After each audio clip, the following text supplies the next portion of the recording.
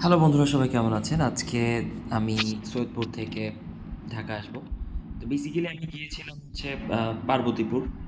ভাঙা চোরা না হলেও ভ্যানে করে যেহেতু আসছি, দেখতেই পাচ্ছেন যথেষ্ট শেক হচ্ছে এই ক্ষেত্রে।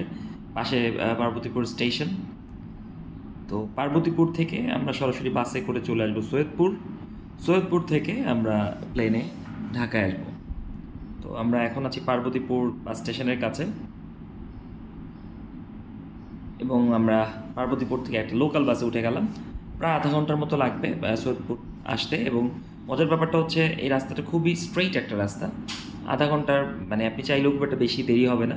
সো পার্বতীপুর থেকে যারা সৈয়দপুর আসবেন, তারা লোকাল যারা আছেন তারা জানেন এই বাস খুবই একটা মানে বিশ্বস্ত পরিবহন। এছাড়া অটো এবং আদার অপশনেও আপনি আসতে পারেন। যেহেতু খুব লোকাল ওয়েতে আমার আসার ইচ্ছা ছিল, তো আমি একদম সরাসরি বাসে করে পার্বতীপুর থেকে চলে আসছি সৈয়দপুর উদ্দেশ্যে।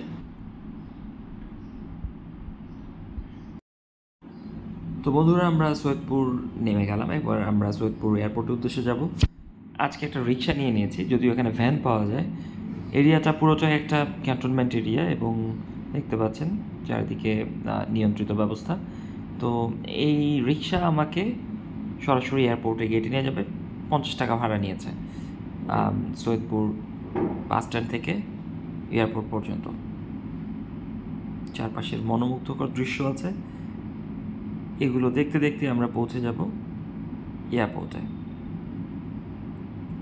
সৈয়দপুর এয়ারপোর্ট কিন্তু বাংলাদেশের খুব প্রাচীন এয়ারপোর্টগুলোর মধ্যে একটা, এবং উত্তরবঙ্গের যোগাযোগ ব্যবস্থায় বিমান বলতে যেটা বোঝায় সেটা কিন্তু সৈয়দপুর এয়ারপোর্টকে দিয়েই বোঝানো হতো। বন্ধুরা, সৈয়দপুর এয়ারপোর্ট কিন্তু দেশের উত্তরাঞ্চলের বলা যায় যে একমাত্র এয়ারপোর্ট, এবং এটা প্রায় 1979 সালের দিকে অপারেশনে যায়, এবং তখন থেকেই পুরো উত্তরবঙ্গের জন্য এই একটা এয়ারপোর্ট কাজ করতো। নিচে ঈশ্বরদী ছিল, ঈশ্বরদী অন অ্যান্ড অফ চলতো। আর রিসেন্টলি এই সৈয়দপুর নিয়ে যে প্ল্যানটা হচ্ছে, এটা থেকে নেপাল বা অন্যান্য দিকে ইন্ডিয়ার ছোটো ছোটো শর্ট ডিস্টেন্স আন্তর্জাতিক ফ্লাইট চালু করলে একটা পরিকল্পনা কিন্তু চলছে। হ্যালো, হ্যাঁ, সবাই কেমন আছেন? সৈয়দপুর আসছি, সৈয়দপুর এয়ারপোর্ট। এর আগে একদিন আসছিলাম সৈয়দপুর এয়ারপোর্ট থেকে যাওয়ার জন্য, আজকে সৈয়দপুর থেকে ঢাকা যাবো। Check this out. তো বন্ধুরা, যেটা বলছিলাম, দেখতে পাচ্ছেন সৈয়দপুর এয়ারপোর্টটা বেশ কিন্তু আধুনিক। যশোর বলেন বা যেটাই বলেন, আমরা ভিতরে চলে আসছি, চারপাশটা দেখাচ্ছি। আমি একটু যদি দেখাই, এই হচ্ছে আপনার বোর্ডিং গেটগুলো, যেখান থেকে আপনি বোর্ডিং পাসগুলো নেবেন। বিমান বাংলাদেশের আদার্স যে কেরিয়ারগুলো আছে তাদের বোর্ডগুলো রয়েছে, এখানে ডিসপ্লে বোর্ড রয়েছে। এবং এই এয়ারপোর্ট থেকে কিন্তু আপনি রংপুর বা পার্শ্ববর্তী জেলা দিনাজপুর এইগুলোতে একটা ছোটো cafe corner, microbus shuttle service পাবেন, যেটা আগে যশোরে ছিল, এখন নাই, বাট এখান থেকে আপনি সেই সুবিধাগুলো পাবেন। আমরা বেল্ট এরিয়াতে চলে যাচ্ছি, এখনও বেশ খোলামেলা। এটা হচ্ছে বেল্ট এরিয়া। লাগেজ আসে আপনি এখান থেকে রিসিভ করবেন। বাইরে চলে যাই, যেহেতু এটা বেল্ট এরিয়া, এখানে আমার কোনো কাজ নাই।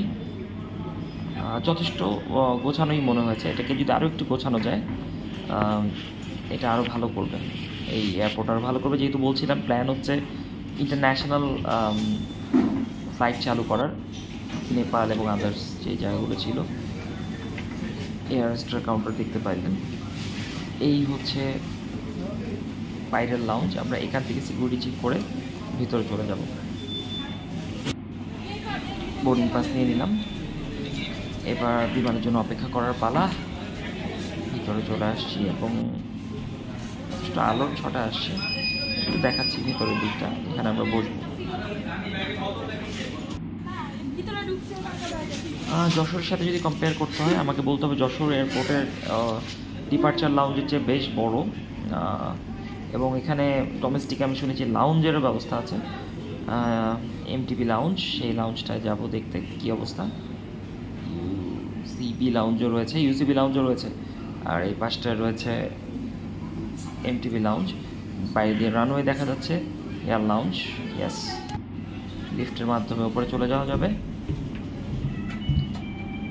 যদিও আমার এমটিবির কার্ড নাই, তাও একটু গিয়ে দেখে আসবো যে এটা ফাংশনিং কিনা। তবে যা দেখছি ডোমেস্টিক এমটিপি ছাড়া আসলে লাউঞ্জ অ্যাক্সেস করা খুবই ডিফিকাল্ট। সো সরাসরি কিন্তু লাউঞ্জেই এসে ওপেন হয়। বিউটিফুল। যেহেতু আমার কার্ড নাই, সো চলে আসতে হচ্ছে, একদম দেখার কোনো অপশন নাই। সরাসরি কার্ড থাকলে আপনি এখানে তুলে তুলে নিতে পারবেন। আমার ফ্লাইট অলরেডি চলে আসছে, দেখতে পাচ্ছেন। এখানে আমাদের বোর্ডিং চেক করে বিমানে উঠে যাব।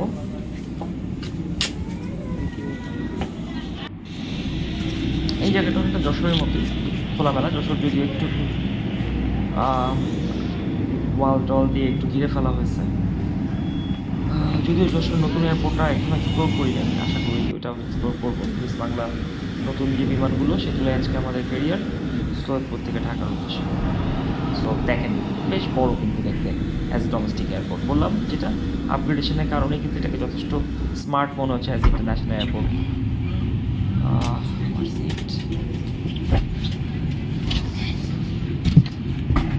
সো বন্ধুরা, কেমন লাগলো ভিডিওটা জানাবেন। সৈয়দপুর থেকে প্রথমবার, বলা যায় উত্তরবঙ্গ থেকে প্রথমবার ঢাকার উদ্দেশ্যে আসছি, এই রানওয়ে থেকে টেক অফ করছি। সো সবাই ভালো থাকবেন, আবার অন্যান্য ভিডিওগুলো দেখবেন, পাশে থাকবেন।